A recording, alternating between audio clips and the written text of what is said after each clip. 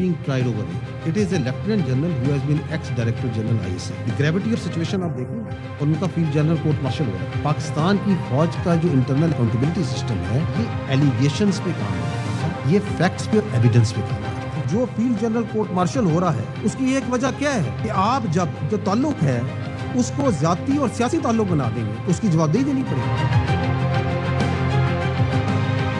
ہمارے لیے تمام سیاسی پارٹیاں, تمام سیاسی رہنما قابل احترام ہیں, مگر اگر کوئی یہ سمجھتا ہے کہ اس کی سیاست اس ملک کی ریاست سے بڑی ہے, یہ ہمیں قبول نہیں. اگر ایک فرد باعث یہ سمجھتا ہے کہ اس کی ذات اس پاکستان سے بڑی ہے, یہ ہمیں قبول نہیں.